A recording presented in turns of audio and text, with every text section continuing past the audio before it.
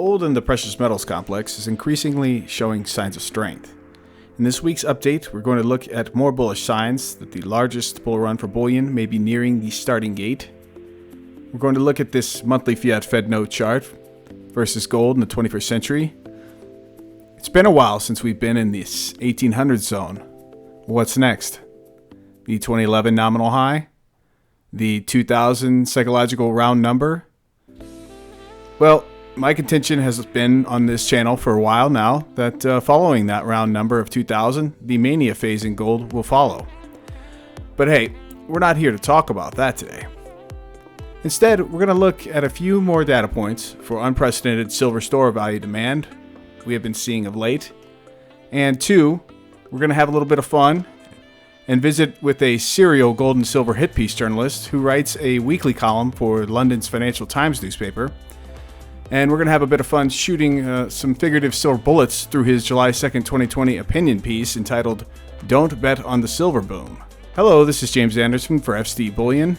If you like this bullion and precious metals related content, be sure to smash that like button below so hit piece journalist like John Dizard gets this retort served to him organically in his video feed. But as we all know, almost nothing is fair, balanced, nor shrewdly scrutinized in the pay-to-play financial news media space, so I'll be sure to tweet a direct link of this video as soon as it gets published to John so he can read the comments and perhaps chum along if he so chooses. Okay, but first let's get to silver news. As mentioned last week, we have unprecedented stop contract delivery data for this month's COMEX July silver futures contracts. This current amount theoretically represents over 68 million ounces of potential deliverable silver in just this month to date. So early this week, I stumbled upon an even larger and longer term Bloomberg COMEX silver stopped contract chart that had even longer range data than we showed last week.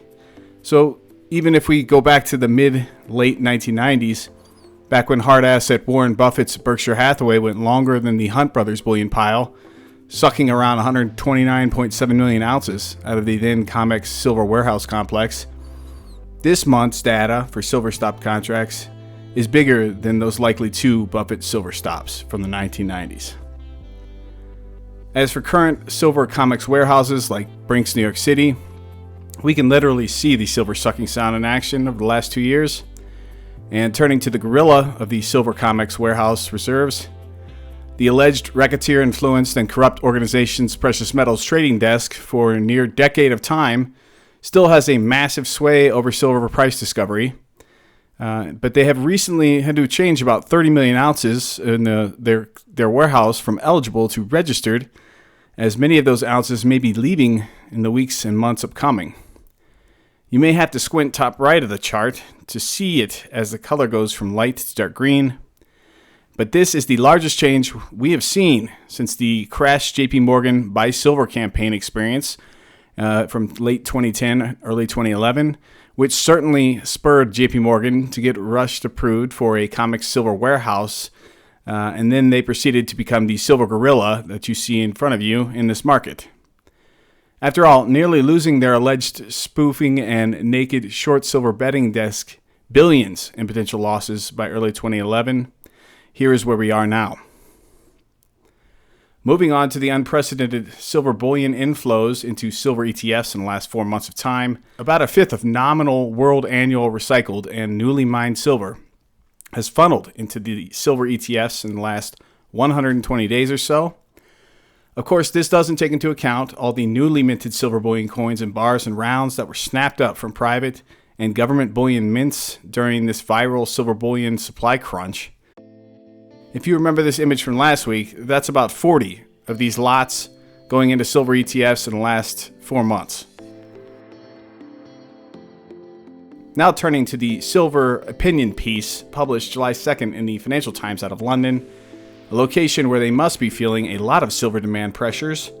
Perhaps the timing of this hit piece is not very coincidental, but I'm sure the author would call me a conspiracy theorist for saying such things. I was going to read this article in a British accent and retort it with my gruff American accent, but it turns out John Dizard is a turncoat of sorts. He actually lives in New York City, yet he has no problem denigrating many of his fellow U.S. citizens And according to the internet, the guy's been shilling in financial journalism for 45 years. Okay, let's get into it. If gold was the metal that drove the conquistadors mad in recent decades, silver has had the power to induce near psychotic states among its holders. I almost wrote investors, but that's too dispassionate a term for the true believers in silver. In recent months, gold has become a respectable part of institutional core strategies, providing a useful anchor to windward in the post-coronavirus markets. The price of silver, though, has been left behind by the now fashionable cohort of gold bugs. Silver is still up for the year in dollar terms at just above 18 per troy ounce. The gold-silver ratio reached its all-time peak of March 18th, when the silver price collapsed to $11.94 troy ounce. At that point, the spot price of a troy ounce of gold was worth 126.5 ounces of silver. Since then, the GSR, as Silverados would put it, has drifted down to below 100, where it has been bouncing gently since the end of May. For the silver people, the relative strength in the price of gold is a buy signal, but they believe almost anything is a buy signal. Most non-U.S. metals people think of silver in terms of its utility for tableware, jewelry, or superior electrical conductivity. For a certain kind of American, silver is part of an ideology. It goes along with owning a semi-automatic rifle with lots of spare ammunition, canned goods, conspiracy theories, contempt for urban liberals. They are way past voting Republican. The most committed are silver stackers, who squirrel away stacks of silver coins to trade for essentials after societal collapse. Do not argue with these people. Just back off without making any sudden or threatening movements. Your true silver believer thinks the GSR should be much, much lower than 96 or 98 to 1. And to be fair to them, Isaac Newton would agree. If he was around today, Newton believed the GSR should be fixed at 16 to 1. Metal markets professionals do not share that view. CPM, an industry advisory firm that does not trade or sell the metals or related securities, has a house view that silver prices will not sink as they did in March, but are likely to trade above 16 and below 20. Okay, halfway break point. Time for some retorts here, John. That CPM Group you keep referring to, we're going to refer to them a lot too. Here's the founder of the CPM Group, Jeffrey Christian, giving his view on silver and gold late March 2018. And I've interviewed him since, and he had a similar take when I talked with him, so why don't you have a listen? When we do our research, it's a combination of macroeconomic top-down analysis of where the world is and also a microeconomic bottom-up.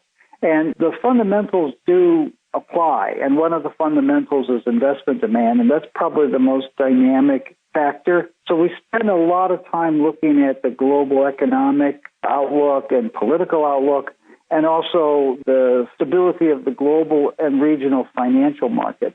And when we go forward, we expect gold and silver prices to rise sharply between now and, say, 2024, probably to record prices by 2022, 2024 for both gold and silver. And the major reason that we say that is that we see investment demand rising, and we see investment demand rising because we see another financial crisis brewing on the horizon. John, in economics, all fixes basically break at some point, and that's what's always been the case with gold and silver fixes historically. They don't hold up as technology and supply-demand factors change over time. The Newtonian 16 to 1 ratio you mentioned between silver and gold makes no sense over the long term. Free market forces, where the price discovery market is physically driven and not over-leveraged more than, say, 10 to 1 instead of the over 100 to 1 that we've been living with for decades running, we would likely see the GSR, you closeted silver bug, waxing and waning up and down depending on the era we are in. Whether or not, for instance, as of now, silver store value demand seems to be growing a lot higher and higher at the margin, or are we living simply in an era when silver industrial demand is driving price discovery at the margins? The former likely lowers the GSR back toward its 2011 lows of 33. You remember those years back when silver bulls were raging, perhaps even beyond if we run into a currency crisis of confidence or a nasty inflation era ahead. You are correct, John. Do not trifle with us, silver stackers. Publish your hit piece and run for the hills, John.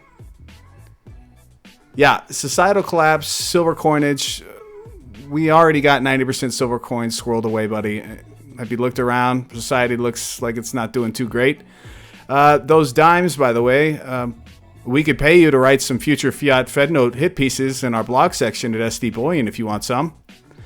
You mentioned semi-automatic rifles and canned goods and conspiracy theorize.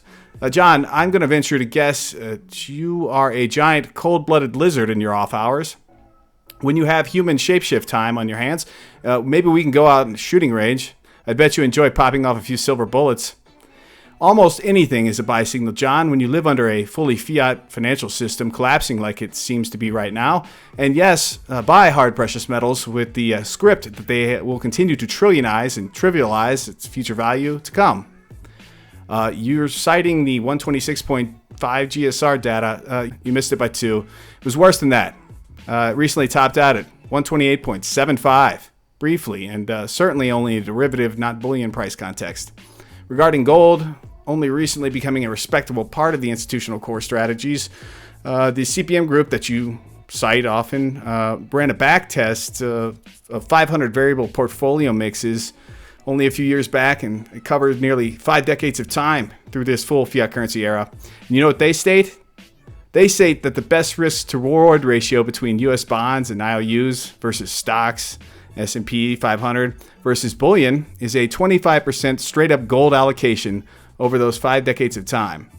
But I would imagine, John, if we went to a few micro times when silver outperforms gold, like it probably will in the future at some point, you might want to have a little bit of silver exposure too. If by the end of this bullion bull market, institutional investors allocate about, say, 5% allocation to gold or 1 or 2% allocation to silver, this will become a gold and silver mania right quick. And this article is going to look ridiculous looking back. That is not enough to spark a silver mining boom. The newest significant silver mine at Satkamo in Finland has not been a runaway success since it opened last year. The management, which had not reportedly fully price hedged its production, has recently changed. Mining investors are more enthusiastic about the prospects for other metals such as nickel, copper, and cobalt. As one of them says, there's much more emphasis on capital spending discipline. With silver, you have significant above-ground stocks. And that's the problem for the silver enthusiasts. Yes, the world's mine output runs short of industrial investment and jewelry demand, but there are billions of ounces of silver that has already been mined and then stored as bullion or turned into retail artifacts which can easily be melted down. That probably explains the apparent price resistance when the metal trades near 20. The good news is that unlike gold, silver is really too cheap to be worth faking. On the other hand, it's too cheap to be much of interest to major banks. 40 or 50 years ago, there were rafts of precious metals groups at major banks, shuttling tons of metal through their vaults. In recent years, the physical trade in precious metals has attracted too many compliance costs and scandals to be interested in most banks. Even first-rank hedge funds have difficulty getting ready access to the physical market for gold. Silver, they'll call back later. If you ignore these cautions and still intrigued by silver, you could be haunted by the ghost of Nelson Bunker Hunt. Almost 40 years to the day before the March crash in silver, he was forced to meet billion-dollar bank crisis-triggering margin calls for his silver positions. From the peak of Texas rich, he became bankrupt. John, you failed to mention that Jeffrey Christian of CPM Group is on record stating that the supposed silver cornering Hunt brothers had little, if any, direct effect on the melt-up in silver prices in the late 1970s and early 1980. More so, all commodities were melting up in value as the then fiat financial system was being called into account for its disconnection from real assets at the time. The confidence in fiat currency was failing, John. I'm sure you remember that. We think another one of those eras is coming later this decade. The problem with the Hunt brothers is that they were greedy and stupid to think that the then COMEX would not suddenly change its rules to whatever the financial powers that were at the time so dictated. Tell me, John, how is silver supposed to go further up in price on the COMEX in late January 1980 when suddenly they changed the rules to mandated liquidation orders only, helping to break the exponential price action in silver and probably scare the hell out of the gold pit that was trading next to it? The Hunt brothers scapegoat canard that you drag out on this hit piece, it's a half-truth silver-lined affair. Silver stackers, now the world over, they know the other side of this half-historic coin. And your expert, Jeff Christian, does too. I'm afraid to break it to you, John, but the high percentile of hedge funds know little to next to nothing about the physical gold and silver bullion markets, they are going to get to enjoy being stuck in an underperforming derivative matrix in the coming years, as bullion premiums outperform inferior synthetic price trackers. John, do you have any idea why Credit Suisse shut down their 3x leveraged long silver ETF recently? Maybe you should write a piece, John.